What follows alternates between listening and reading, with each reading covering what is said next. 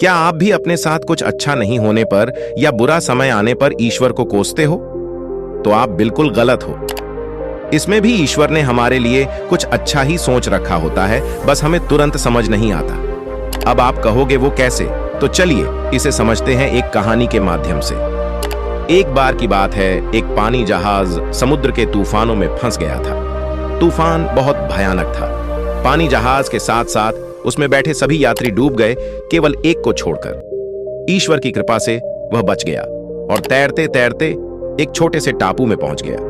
वहां वह ईश्वर से प्रार्थना करने लगा कि हे ईश्वर, कोई तो मुझे यहां बचाने के लिए आ जाए।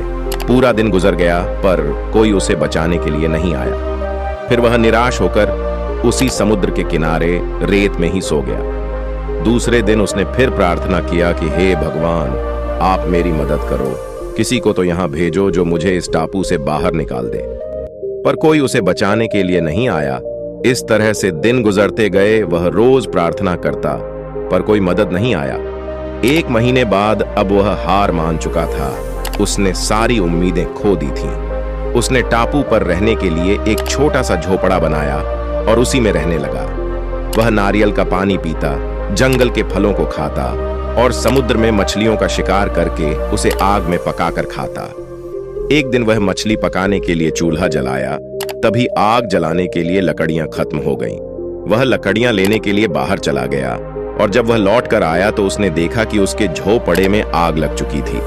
ये देखकर वह बहुत उदास हुआ और ईश्वर को कोसने लगा। उसने कहा, ईश्वर, आप बहुत निर्दयी हो। मैंने मदद मांगी, आपने मदद तो नहीं की बल्कि मेरा झोपड़ा ही जला दिया। ईश्वर, आप बहुत निर्दयी हो। वह पूरा दिन ईश्वर को कोसता रहा। रात हो गई और वह बाहर रेत में ही सो गया। सवेरे जब उसकी नींद खुली तब उसने एक बड़े से पानी जहाज को सामने से अपनी ओर आते हुए देखा। उसे अपनी आंखों पर भरोसा नहीं हो रहा था कि कोई उसे बचाने के लिए आ गया है।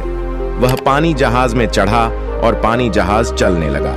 उत्सुकतावश उसने जहाज के कैप्टन से पूछा, आपको कैसे पता चला कि इस सुनसान टापू पर मैं फंसा हुआ हूं? कैप्टन ने कहा, कल आपने ही तो फायर सिग्नल भेजा था। इस पर उस आदमी ने कहा, पर मैंने तो कोई फायर सिग्नल नहीं भेजा था। फिर उसे अपने जलते हुए झोपड़े की याद आई और वह समझ गया कि कल जो उसके झोपड़े में आग लगी थी, कैप्टन ने उसके जलते हुए झोपड़े को फायर सिग्नल समझ लिया है। उसे एहसास हुआ कि झोपड़े में आग लगना ईश्वर का ही प्लान था ताकि वह उसे उस टापू से निकल सके। अब वह ईश्वर का शुक्रिया अदा करने लगा। दोस्तों, हम अपने सीमित बुद्धि से दुनिया को देखते हैं और ईश्वर के प्लान को समझ नहीं पाते हैं। जब भी बुरा वक्त आता है हम ईश्वर को कोसने लगते हैं, जबकि हमें ईश्वर पर विश्वास रखकर अपने कर्म को करते रहना चाहिए। जब भी बुरा वक्त आए तो हमेशा याद रखना चाहिए कि इसमें भी ईश्वर ने आपके लिए कुछ बेहतरीन सोच कर रखा है, जो सही समय आने पर आपको पता चलेगा। इसलिए कभी हार मत मानिए और अपने अच्छे कर्म करते रहिए।